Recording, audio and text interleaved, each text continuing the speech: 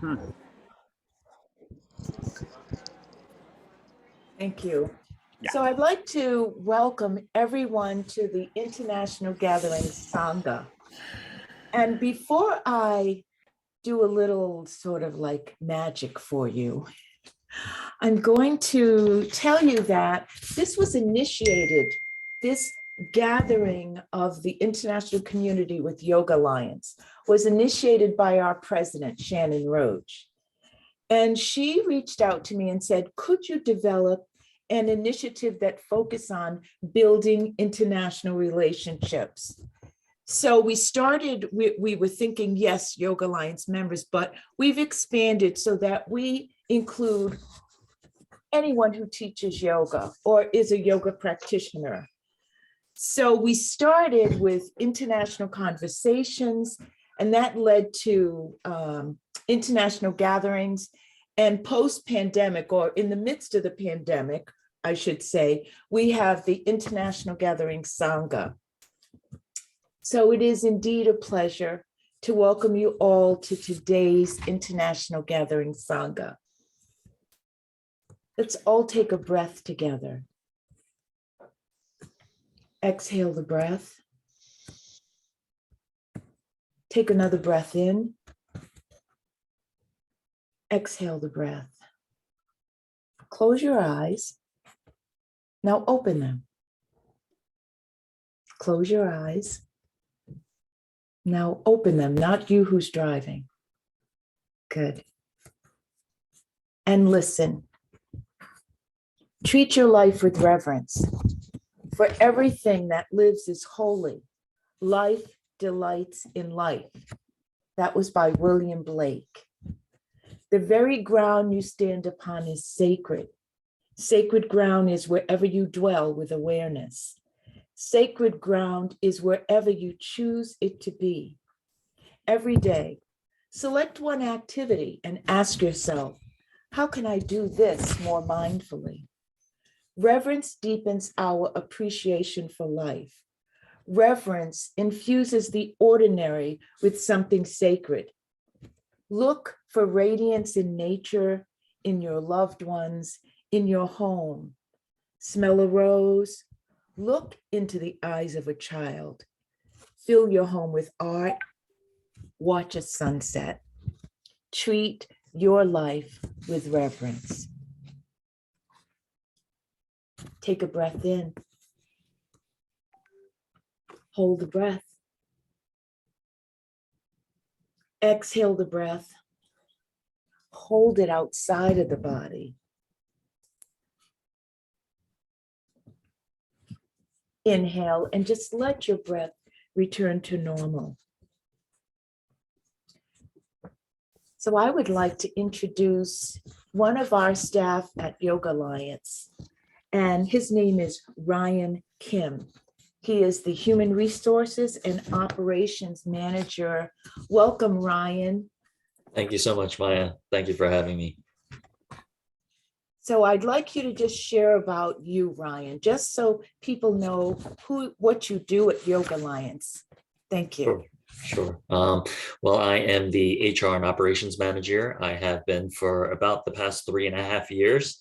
The funny thing about it is I actually didn't take a single yoga class prior to joining Yoga Alliance. I came here strictly for my HR background, but as soon as I was recruited here, of course, it's impossible to not hear about and be curious about the benefits of yoga. So I started taking workshops.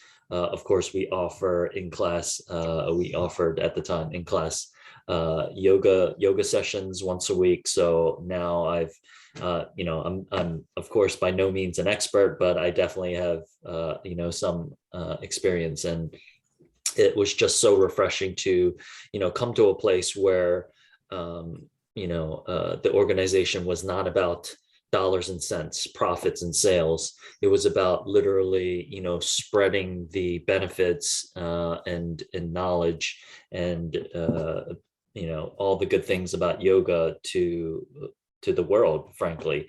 With when I came aboard, the standards review project was just getting going.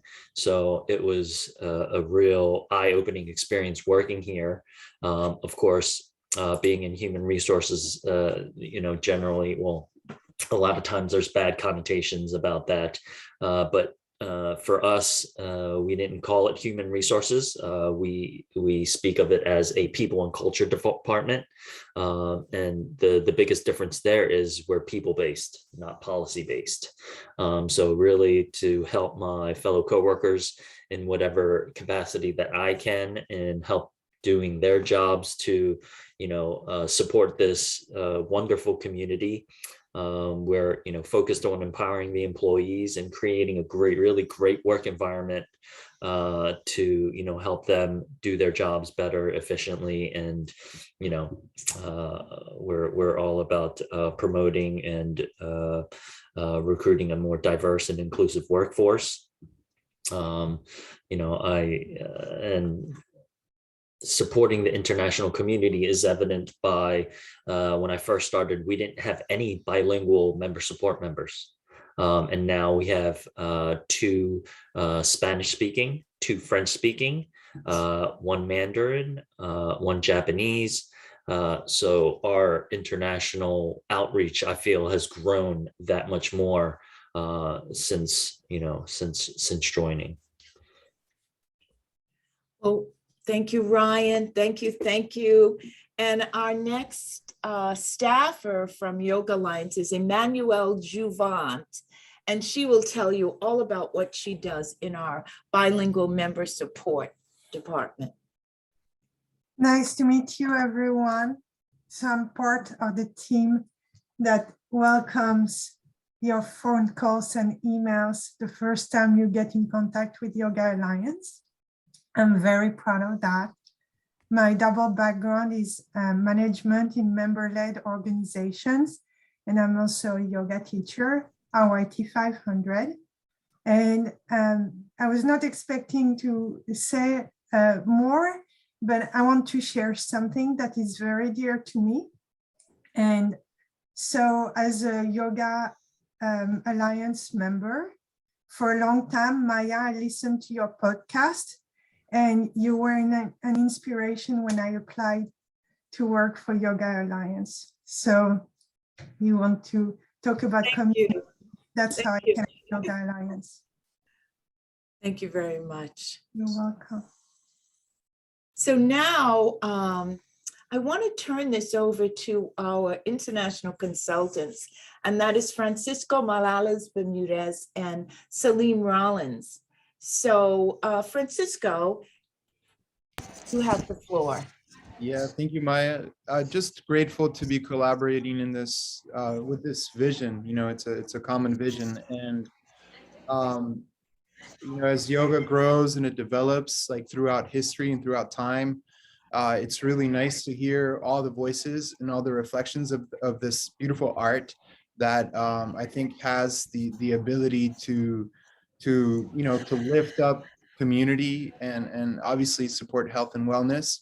But it's really important that it's reflective of the world and how the world sees the practice, and it doesn't get kind of like, become this one thing according to how it is commonly advertised, or that, some of like what we see. So really grateful to be in this with all of you today, and to have this international Sangha that monthly we get to join these dialogues, and we're taking notes, and you guys who are presenting today and collaborating in the dialogue, you're always welcome to rejoin. I know Abhayam's joined us in past Sanghas, and be heard and communicate and participate in this exchange.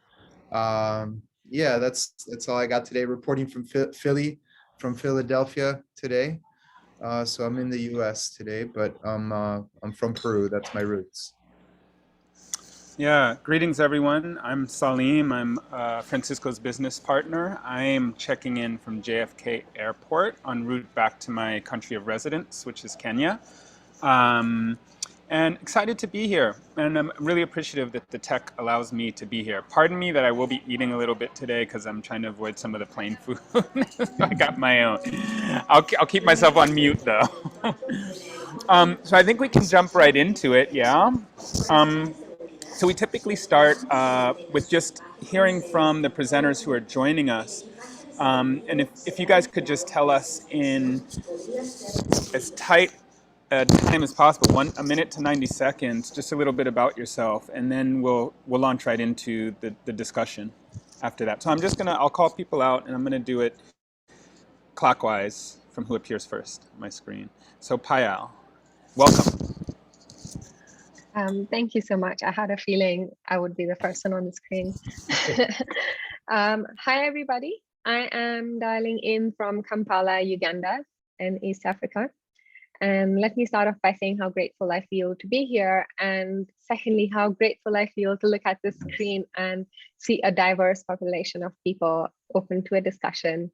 That is amazing. So thank you for having me. What I do is I run a yoga teacher training school called Karuna Yoga Journeys, along with my business partner, Layla, who is now in North Cyprus.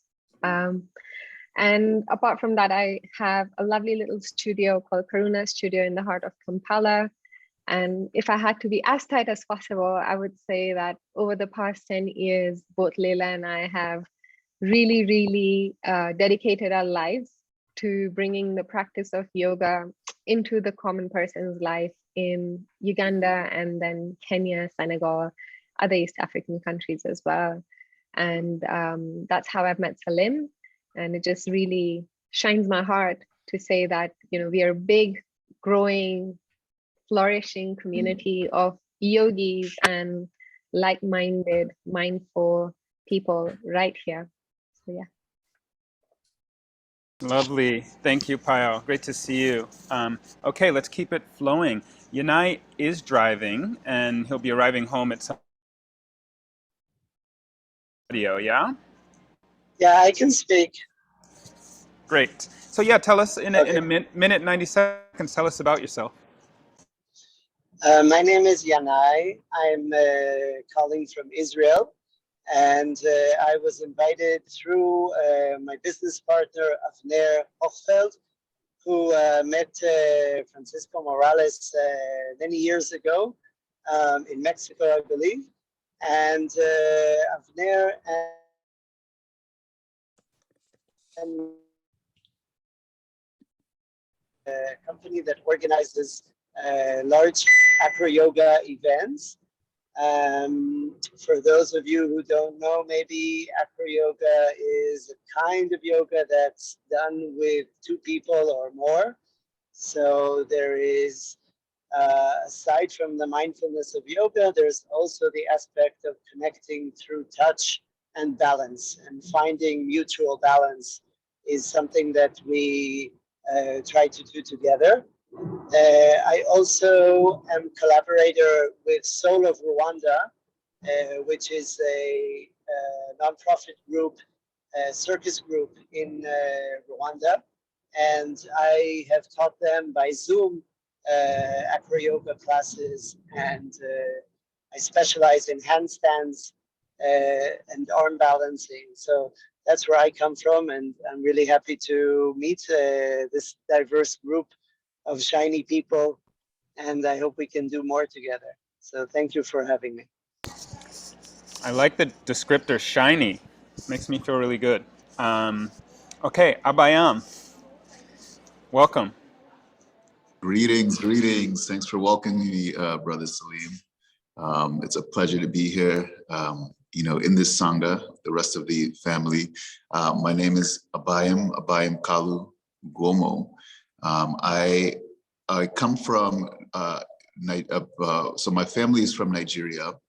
And, as far as I can remember, I was, my parents always made it a point to go back to our homeland. So I have a deep connection and deep roots with the continent. I like to call myself a healing artist. And generally, when I say I work in the healing arts, people don't know what that is. And how I define it is that I use the body as a canvas my canvas, or the person I'm working with, their body is the canvas, and the tools are the different elements. So we use different elements to create harmony on the body's canvas, and that can be through earth medicine, through air, breath work, meditation, mindfulness, through light energy, and understanding our relationship with water. So I do that through different avenues. I have a tea company where we focus on herbal teas and things of that nature. I am a mindfulness coach, and also I work as a holistic health practitioner. So that's me in a nutshell. Right on. Like Fife Dog said, beautiful. Wow, beautiful, beautiful group. So yeah, let's roll into it all. The way we usually do this is going to be an open conversation. Because we don't have a huge amount of people, I think we can, if you're here as a guest or just joining, feel free to kind of jump into the conversation. You can use the wave hand sign, or just put your hand up if you'd like to say something. So what we'd like to hear from, and this will be popcorn style, so any of the presenters can respond initially, is your experiences either where you are teaching and or where you're from, because those are not always the same for a couple of, actually all of you have kind of multiple regions that you work in, and how yoga's sort of uniquely expressed in those areas. I'm also interested in how it uniquely expresses itself in that culture and community, and what your experiences have been like. Yes. So someone's got to start. Oh, I don't mind starting. So yeah, like I said, I'm here in Washington, D.C. However, I want to speak from the perspective of Nigeria, working, or just the experience of my skill sets and how it's viewed in Nigeria. Nigeria is a place that was colonized by the British for many, many years. We just got our independence in 1960, and prior to that, Nigeria is inundated with different cultures, cultural beliefs, rituals, ceremonies, things of that nature, which have kind of been divorced, from the advent of Christianity and Islam and other religions. So,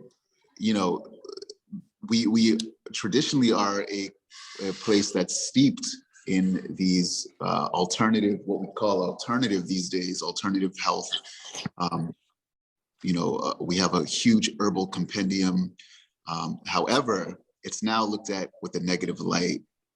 And I was talking with Francisco the other day that,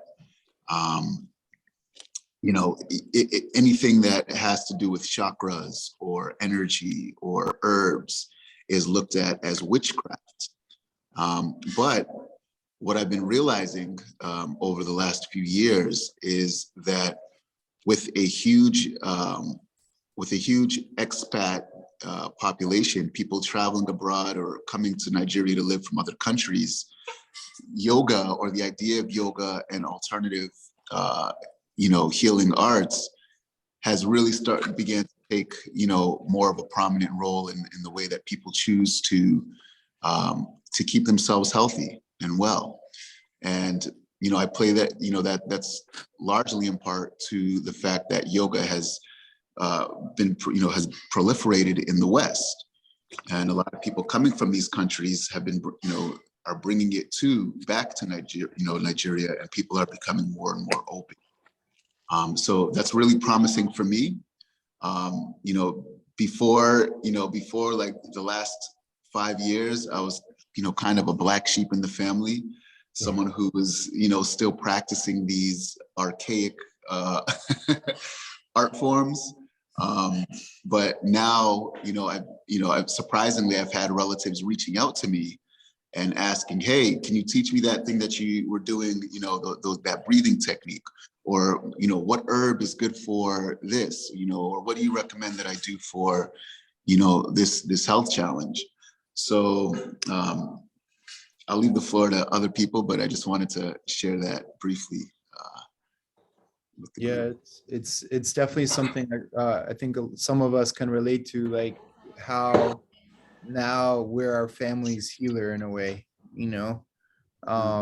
and just because we kind of didn't listen to the noise and we stayed persistent with listening to our heart. So I appreciate that from you, my brother. That's definitely what I heard, and I'm curious to hear more too on how it, like, just bringing it back through the different migration that's taking place in Nigeria at the moment, and how the conversation of yoga is starting to change there, and and how is it gonna change? Like, we get to watch this and be a part of it, to make sure that it's in alignment, right? As a community, as a global community, in these different places, because that's definitely taking place. So Leah, let's keep flowing with the flow. Who would like to go next? I'll be Okay, go ahead. I'll be happy to go next. All right, go ahead. Well, yoga in general and acro yoga in Israel are definitely proliferating and growing. It's becoming, more of a popular thing, and something that a lot of people are involved in, kind of mainstream. And I'll talk specifically about acro yoga, which is in Israel very big. And I think it's a combination of the warm weather that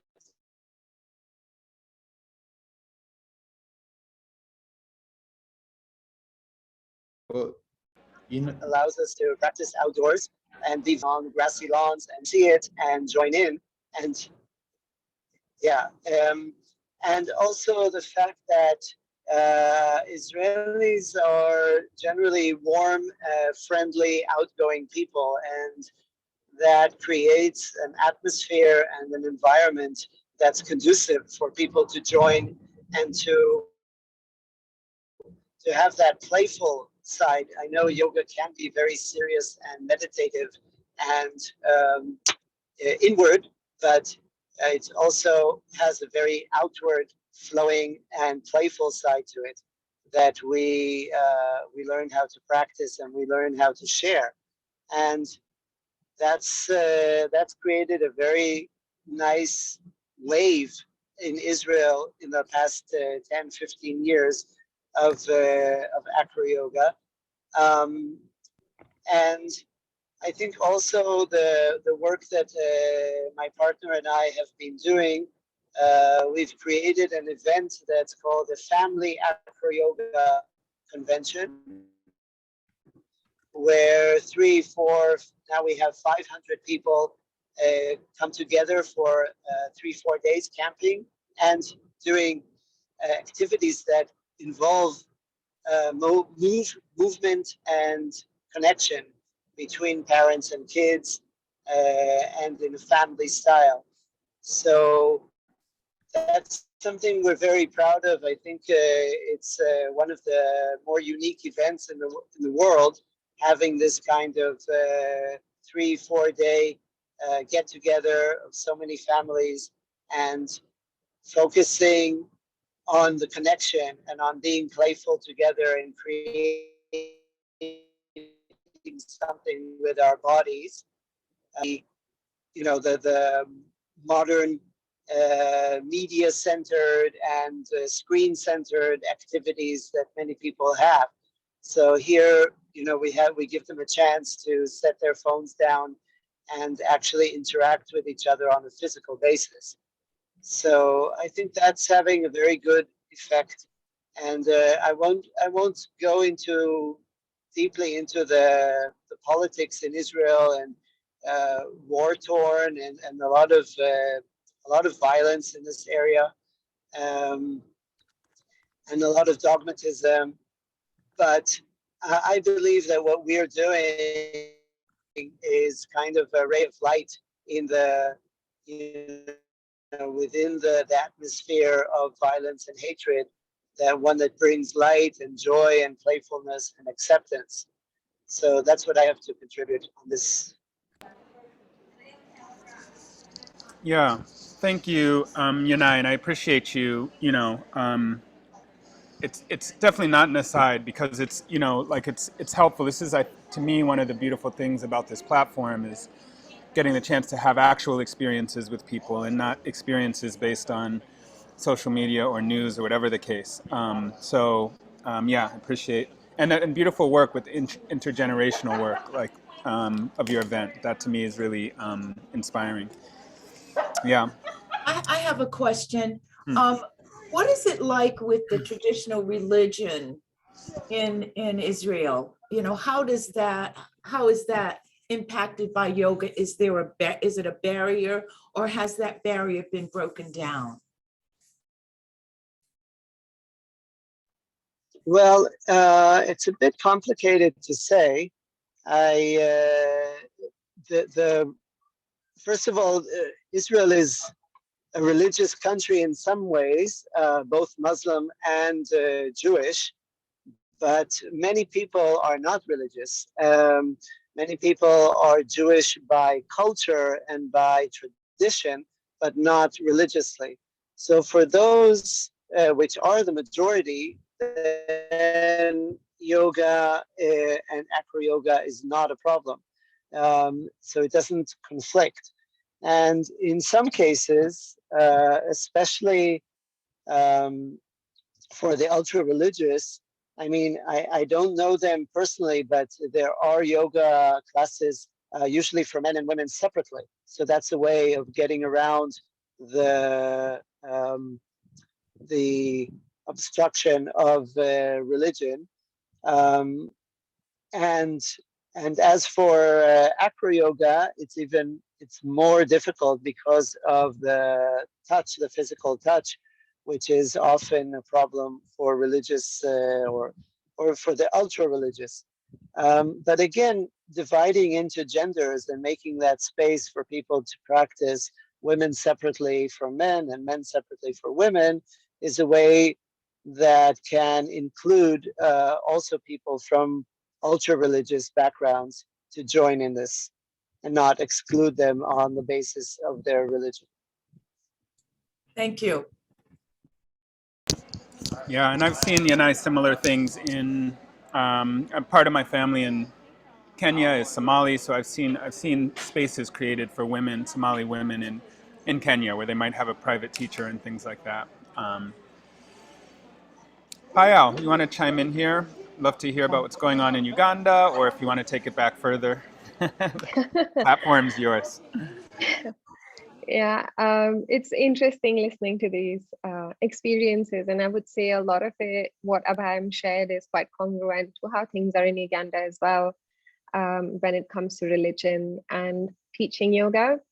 But I was just thinking as you guys were chatting that it would be incorrect of me to say that we still face a really huge stigma because of religion, because it's been vastly different. When I started teaching 10 years ago, and I was among the first 3 or 4 teachers in all of East Africa, I think, it was a lot more stigmatized and it was a lot harder. And then over time, it has really, the field of yoga in itself has completely transformed in the past 10 years. So East Africa has definitely followed suit. But it's interesting, we still get quite an expatriate crowd practicing yoga, or returning patriots, or people who have traveled quite a lot. So there's still a lot of even highly educated Ugandans who would think that this is a religious practice and quite equated to witchcraft in a lot of ways. So whenever we do face those kind of chats, we tackle them with a lot of diplomacy, and we're like, you know what? You can take away whatever you like from any single moment in life. So if you feel comfortable, you can come practice with us. But if you don't feel comfortable, we guide them to some other services that we might offer, such as Pilates or TRX or whatever gets them through the door. When I was younger, I would think I was very much stringent on yoga is yoga. But as I grow older, even as a teacher, and I grow a bit more experienced, I just believe that whatever drives people to move, to breathe, to connect with themselves is good enough. And the other interesting thing is the experience as a teacher that I've had personally in different parts of the world. So I thought this was quite interesting, that in East Africa, being a brown person teaching yoga, there's a different outlook that people have with you. But whereas when you're in a country that's predominantly white, they look at you in a very different way as a brown person teaching yoga must be really authentic, versus in East Africa, brown person teaching yoga, this is a cult.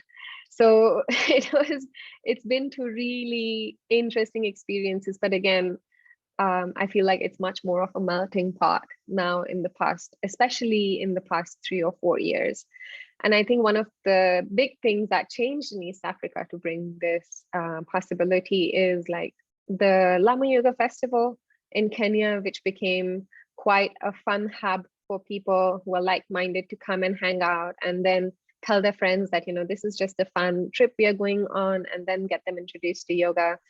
And I feel like that's drawn a lot more East African population into the practice as well. And definitely, being at the festival and being a part of Karuna has also helped us expand how much we can share in Kampala, in Uganda itself. So if I would think about 10 years ago, I would have 3 people in class. And now it's like people are like, when are you doing a retreat? What are you going to be teaching philosophy?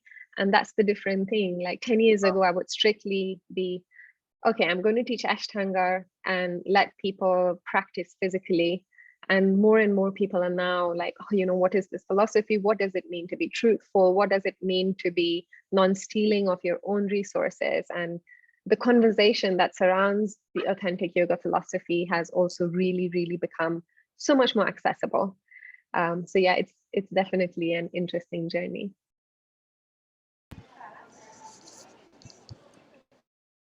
Payal, I'm interested in some of what's been talked about, like particularly Abhayam. You didn't quite talk about the intersection, but this is where my mind is going, is sort of the intersection of some of the traditional spiritual practices in somewhere like Nigeria and yoga. So not so much what's like if there's alignment there. I don't know if you've had a chance to connect with spiritual practitioners. This can go for anyone really, and what their ideas are, kind of how they respond to a yoga practice or some of the other things you might be bringing in, Abhayam, as well, because I know you kind of go across a lot of different modalities. Yeah. So thanks for bringing that up, Salim.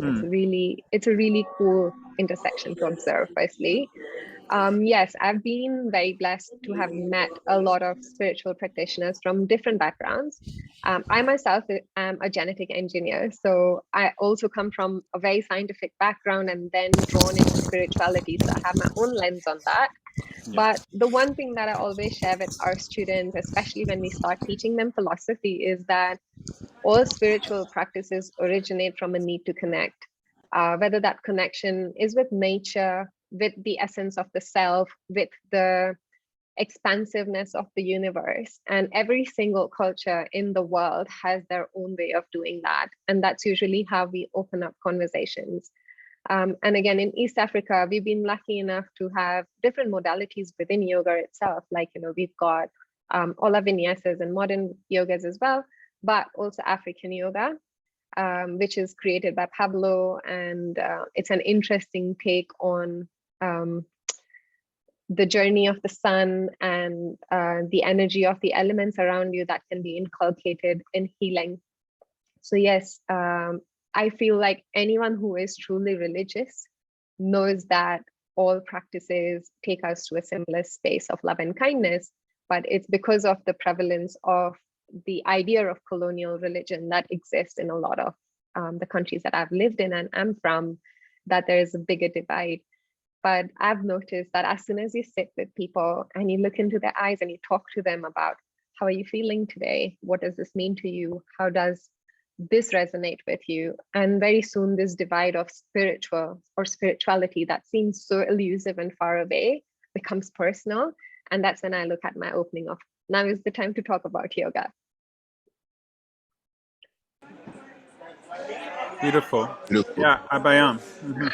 Yeah, beautiful. Thanks for sharing, Payal. I resonate with everything you're saying. So my experience has been, when it comes to traditional Nigerian religions, I mean, just for starters, Nigeria has over 250 different ethnic groups that all come with their, customs and traditions. I happen to be of Igbo descent, and I have some teachers, some traditional Igbo spiritual teachers that, in just studying the religion more, first of all, most people that I've come in contact with who do practice, traditional, religions in Nigeria have more of an open mind when it comes to yoga and will receive it more. And I think that's primarily due to the fact that, not only with Igbo spirituality, but I feel like most traditions, I call them indigenous traditions, that we attribute different, we like to personify nature in a certain way, which can be likened to different deities or energies or however it's looked at. And I find that it's easier for someone who has that background to take into yoga and the different philosophies that come with that. Lots of similarities in terms of understanding nature.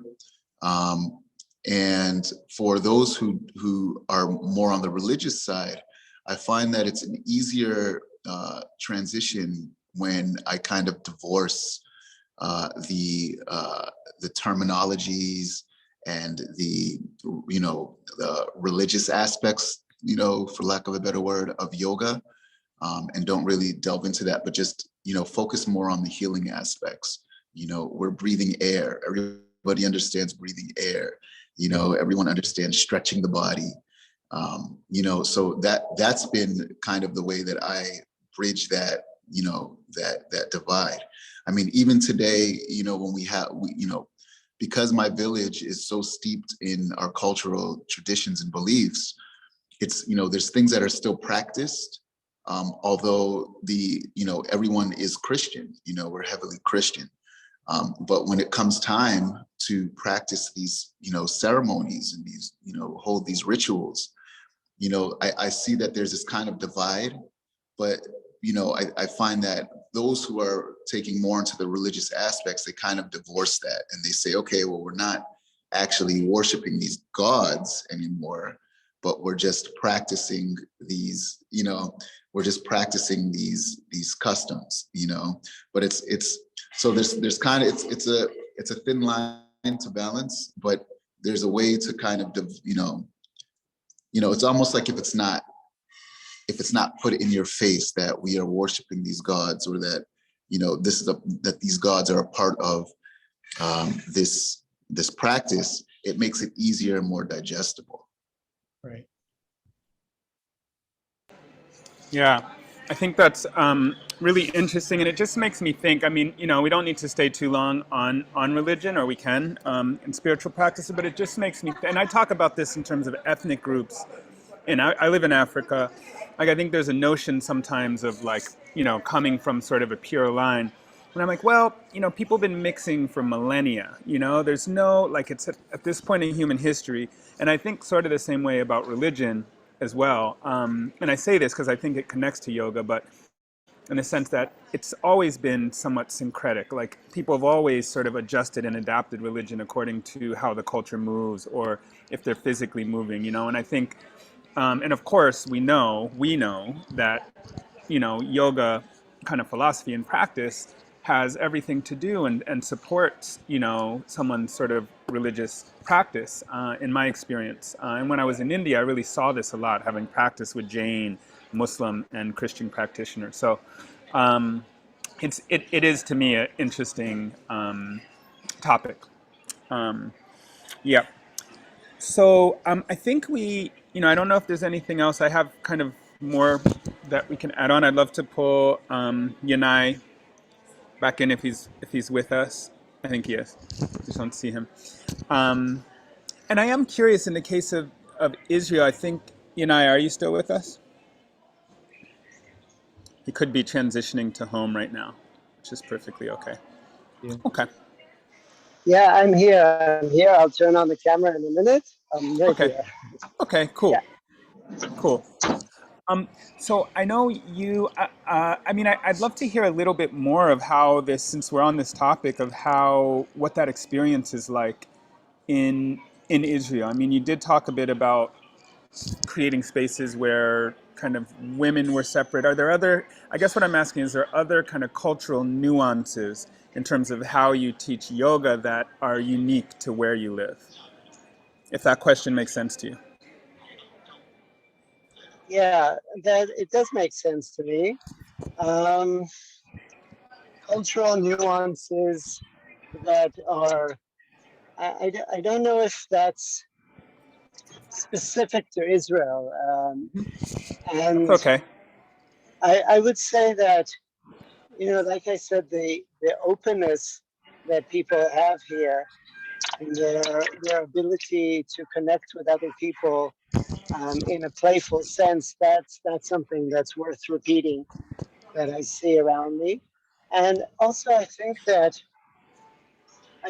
yoga is kind of a counterbalance to the amount of strife and violence that we do have around us. And I think that a lot of people, they want to live differently. They want to live a life that does have meaning and has connection and has the softness that yoga affords. So yeah, I would say that, I mean, almost everyone in Israel goes into the military. It's required. It's mandatory, and it kind of hardens you at that very seminal age when you're 18. Both men and women, they go into the army for 2 to 3 years. So that's kind of a given for many Israeli youths. And then to go and find yoga after that, after you've been indoctrinated in the art of war, to find the art of love and happiness and connection is quite a challenging thing for many people. So I think there's that duality, that in one hand we live in a world that has a lot of violence in it, and on the other hand, we find a way to connect with each other and to be playful. So maybe that helps answer your question about that. Yeah, that's very insightful. I think just even communicating that short about how at a certain age, that's a very vulnerable age of becoming an adult.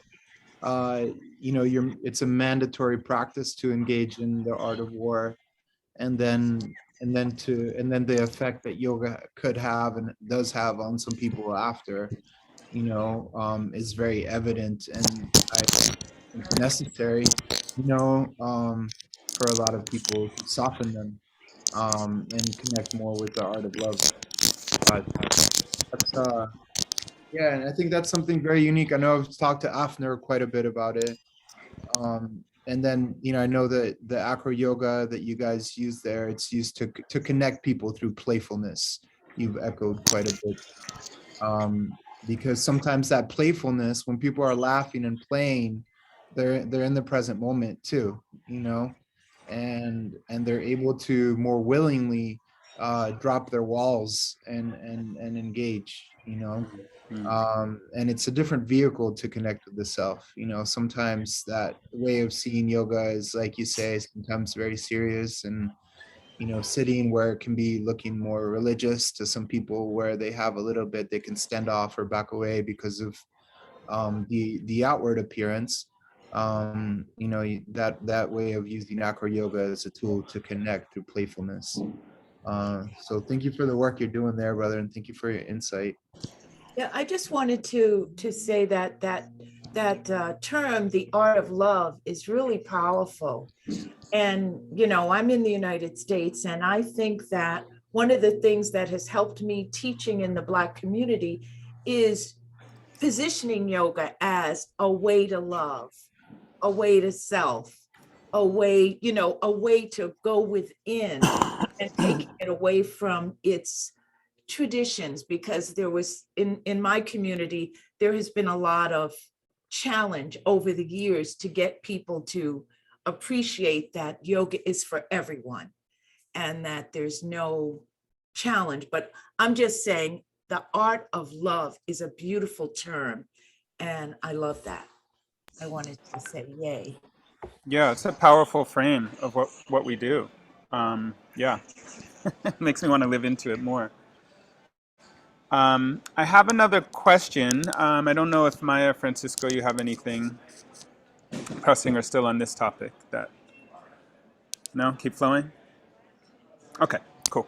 So what I'm curious about is your experience, three presenters, transitioning from, and probably it'd be nice to hear a little bit in brief about what your experience was like during the pandemic, but transitioning from that time, and you know, this is a direct, of course, outcome, the fact that we're, you know, sitting here looking at boxes on our laptops. I'm in a JFK airport, you know, like, I mean, that's great to me. It's a great outcome of the pandemic.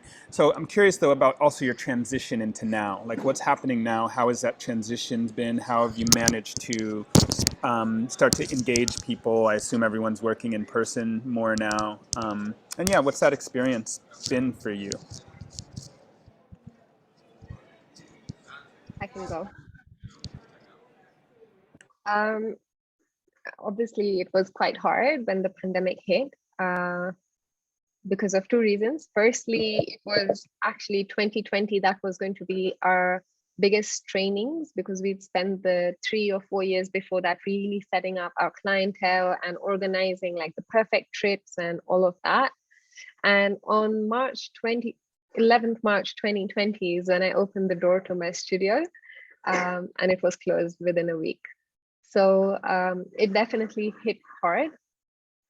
And the first few months, I feel like a lot of us, or particularly me, I found quite a lot of energy in trying to keep the mood quite positive. So we took things online quite quickly in the little limited knowledge we had then. And we set up like a global online studio to give the platform to our about 150 graduates from the previous few years. And they started to offer free yoga, and we started to ask people for donations towards these classes. And I was surprised. I was surprised as to how giving and loving a lot of our students were, and a lot of our clients were. Like if you ask someone for $5, they'd just pay 100 and say, you know what, count it towards the next few classes. And through Karuna, we support quite a few charities. So we were able to really sustain a few of them at least. And as we settled into the pandemic, it became a bit harder because I think a lot of us lost the energy to remain positive, firstly. And then obviously we never knew what was next, because initially we thought, okay, this is a few months and it's going to go. So I think it was the 1 year that was really, really hard. But now we've managed to open doors again in Feb in Uganda, because we had a curfew of 6 p.m. until Feb.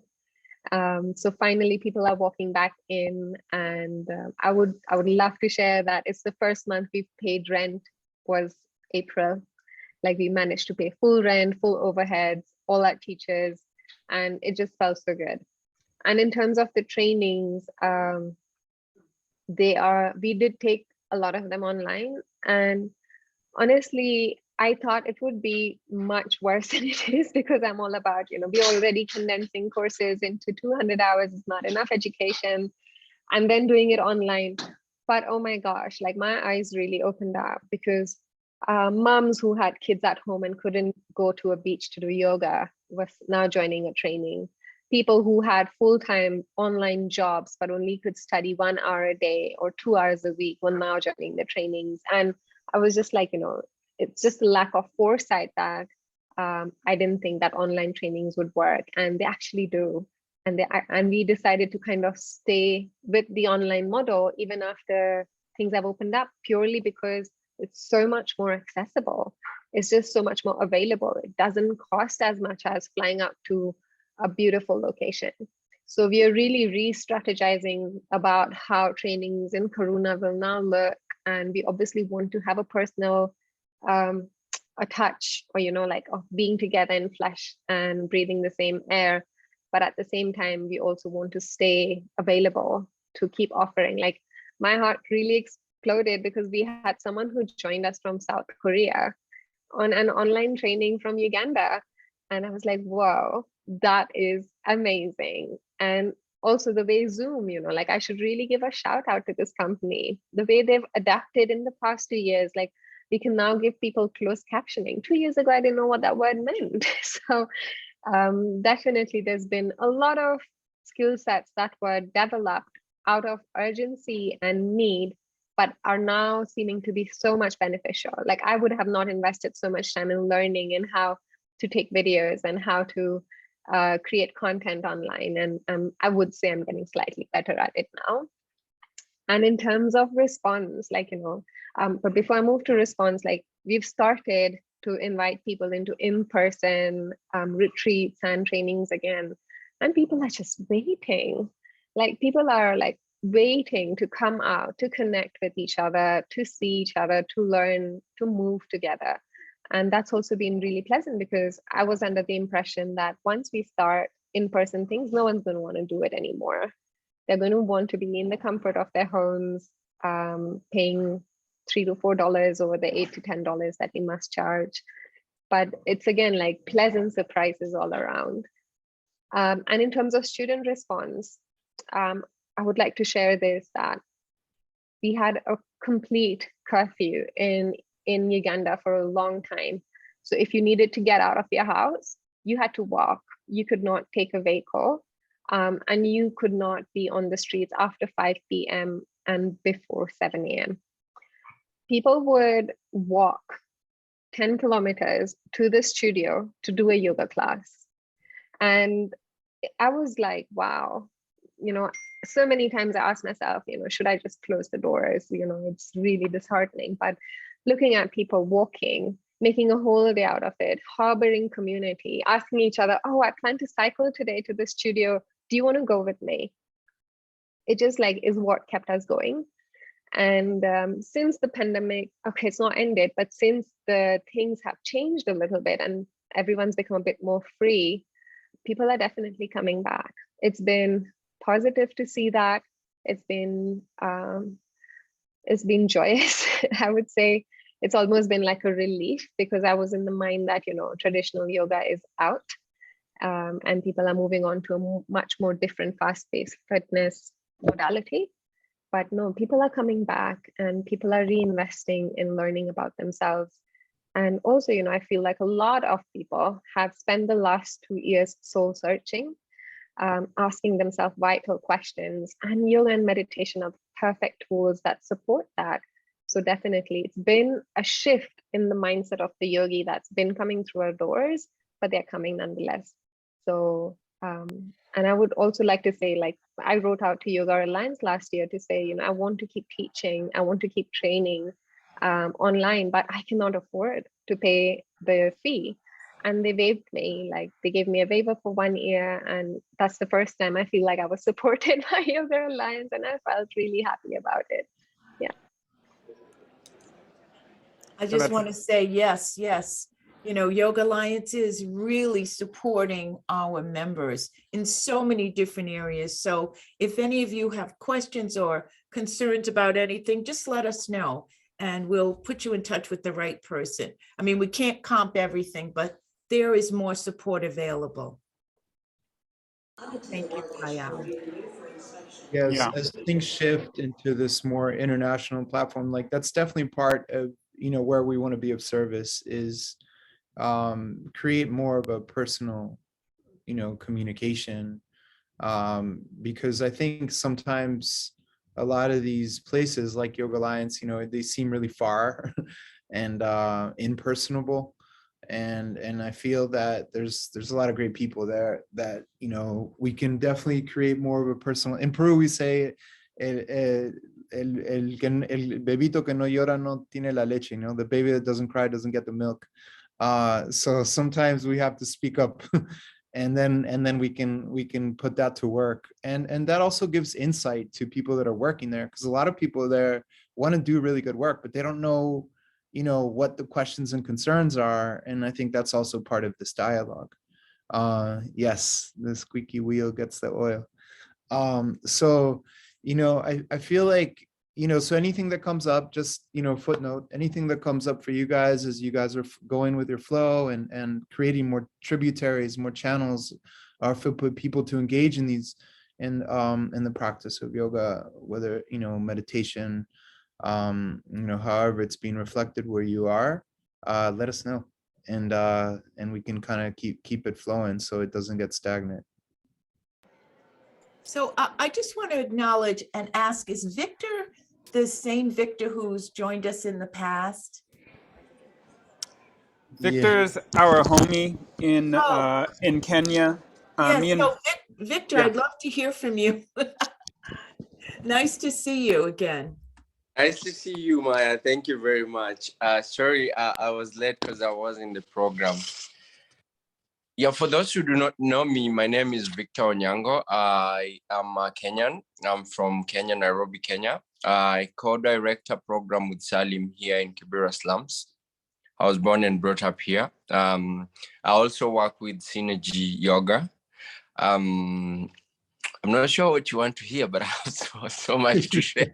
Maybe I just wanted to hear your voice. I see you sitting, listening so patiently. I just wanted you to know you could join us. Thank you very much.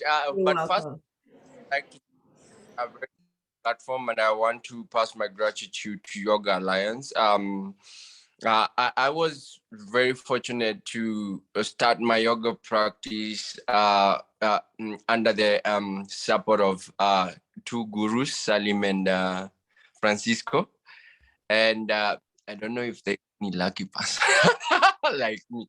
Yeah, but Salim was talking about the transition, and I think that really hit me. The pandemic for me, I think, was the point where I really realized that I need yoga in my life, and I started embracing yoga. And for the past few years, Salim has been talking about yoga, teaching yoga, but I knew I wanted to do it, but I wasn't so much into it. And so I wasn't invested in it. Then when the pandemic came, thanks to Synergy Yoga, I had a lot of injuries because I'm a break dancer. I've been breaking for the past 15 years. So I had a lot of injuries because of breaking, going hard and hard and hard. And Salim helped me realize how much yoga can help. And I think I've gotten a lot of healing from yoga. And now I'm back into movement, but I also realize even with the movement that I'm doing right now, yoga has influenced it. I'm doing a lot of slow movements, which are really good for me, and I feel good in them. Yeah. Thank you. Thank yeah, you. I You could see your movement, but another time. We're not gonna ask you to demo, Victor. But I do. What I was gonna say is I think that experience is what brought a lot of us to yoga. I know enough dancers. You know, I'm a martial artist. You know, prior to doing yoga, and that brought me just knowing that I couldn't keep training how I was training and get sprains and swollen knees. So, yeah. So I'm really glad, Victor, that that's a point of discovery for you during the pandemic. You know, and Victor is just quick note, amazing community organizer in Kibera, been doing it for a long time. So when any of you guys come visit Nairobi, you now have 2 people. And then Payal's next door in Kampala. Okay, moving on. So do we want to stay on this? We're talking about the transition from the pandemic. Yeah, feel free, Abhayam. No, I just wanted to share the same sentiment of Payal and Yanai. sorry, yes, exactly. Sorry. but yeah, so for me, you know, I believe that for every action, there's an equal and opposite reaction, right? And it's about the way that we, you know, it's about the outlook, you know, the way that we're seeing things, right? With COVID and this pandemic, when it came in, it was looked at as, oh no, this is, you know, this is something that's so terrible, which it was.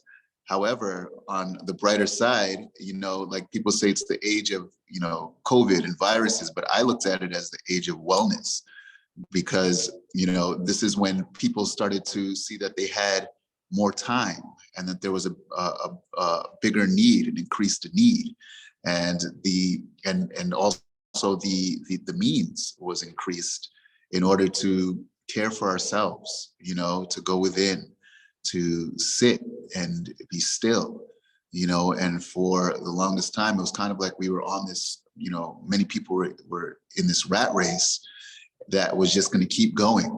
And the pandemic came and was that, like, it was that wake up call. It was that light where people were able to, you know, slow down and say to themselves, okay, what do I actually need?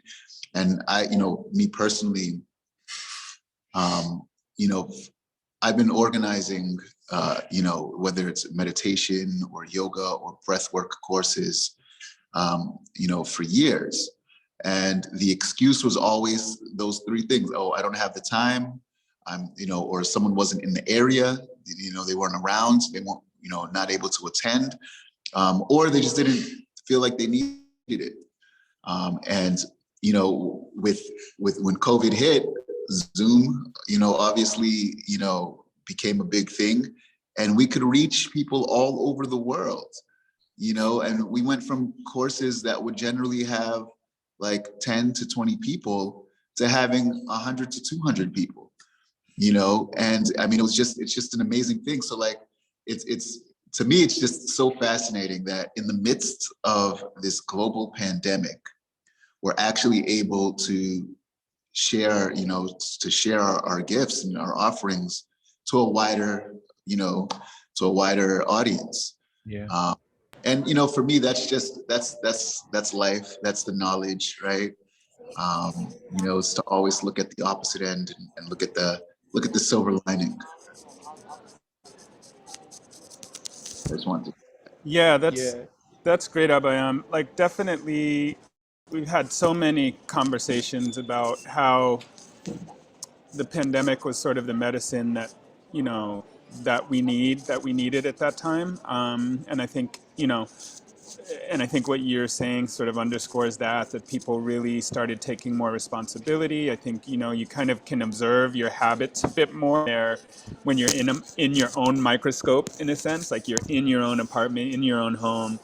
You're not like sort of distracted by doing a million things, you know, just because you can't. You know, Payal was saying she was, you know, similarly in Kenya, we had lockdown as well. So you couldn't even move around at times. And I think it really forced people to look at themselves in different ways and look a bit deeper about, you know, and start to sort of project, you know, what's of most value to me in my life, you know. You know, a profound thing that you said, Abhayam, was age of wellness. You know, and I would never use that to describe the pandemic, but I think it's so profound. Thank I love you. that. Yeah, I think that it brought just globally, you know, I really appreciate the echo of that, Maya, the age of wellness. People were more intrigued about wellness, and, you know, there was more conversation. Obviously, there was more panic around, you know, the opposite of wellness. But, you know, because of that, it made people look at other avenues, other paths of it, and inquire to the black sheep in the family, you know, who maybe knows something about something. And you know, I definitely got some calls from some family members that hadn't reached out to me in forever, and now are like, well, maybe this guy has something.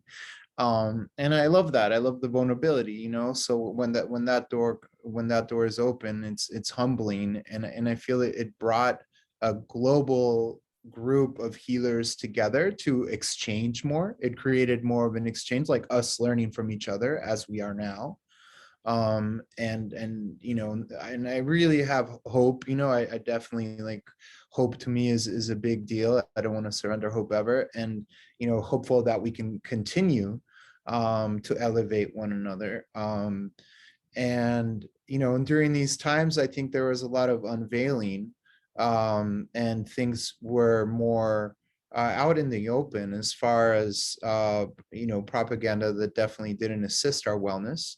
And I think that's what led people's intuition to want to dive deeper into, you know, it's funny because we talk about traditional, non-traditional, but non-traditional medicine is actually traditional. You know, it's like it has a lot of tradition.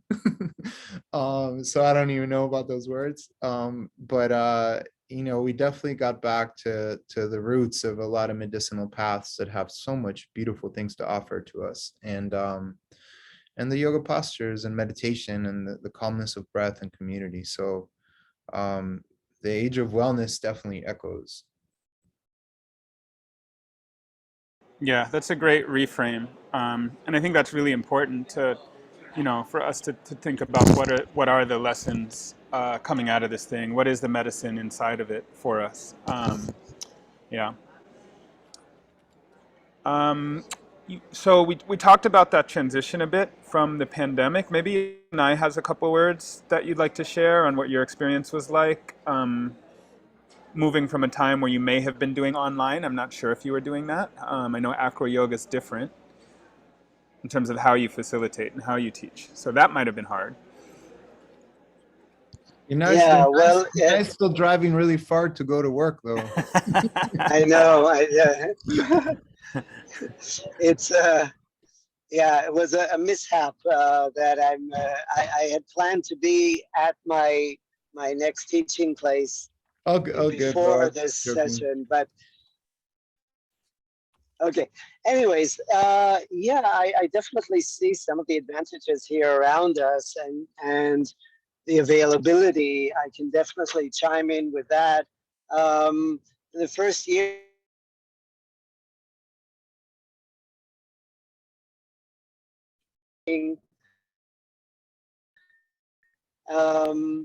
a big part of it was families with kids at home that really needed the structure of having an hour of connection with their kids and having something to do, you know, when people were stuck at home. So that was a really good avenue. And also I was able to reach out to people that were, you know, wouldn't normally come to my classes, but in this situation over Zoom, it was possible to teach them to some extent because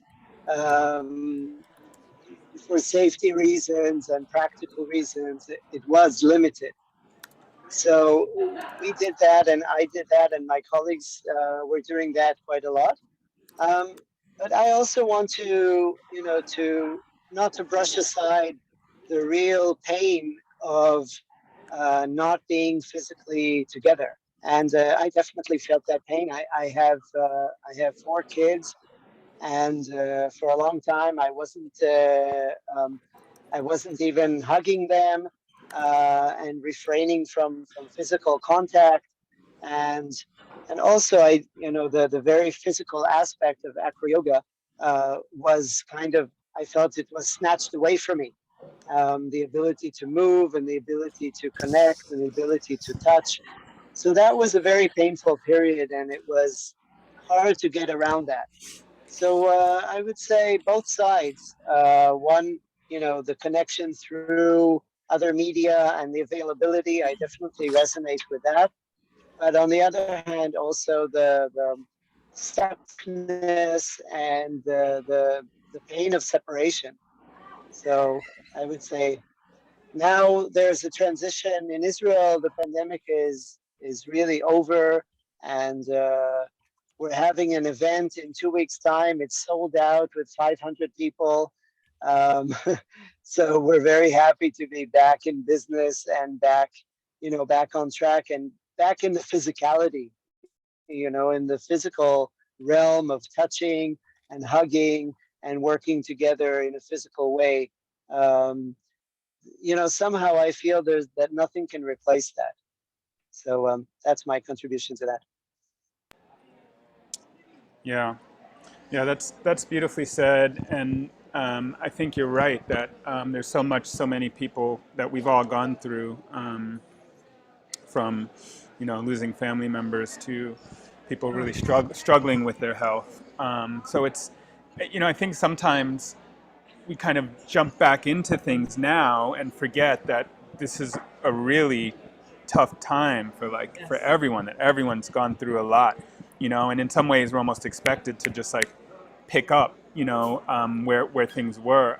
For me, I think it's so important to, you know, go back to some of the things that came up, because there were so many things sort of revealed to us, or that people experienced, from people talking about, oh, I can hear the birds, or like in Kenya, like I can see Mount Kenya from Nairobi, or whatever the case, you know, that, you know, our mother, the planet, was really sort of had a break. You know, we kind of had a break too, but the planet definitely did. And so I just bring that forward, as I notice myself sometimes going like, oh yeah, you know, right into it, business as usual. But, you know, I think it's important to touch back with some of the really, some of the jewels that, and some of the lessons that have come up through the process. Yes. So Salim and everyone, we're going to move to bring this together, because we usually end at 12:30, but Salim has to catch a flight, and I don't want to end. I think we should all be together and bring this to Thanks, a Maya. close. I like that better. I've been messaging her. Yes. So we're gonna begin our descent, since he's in the airport, and move to closure. So I have something I'd love to read, but I just want to invite Francisco and Salim to have, if they have something else to say, they can say it, and then I'll do our reading.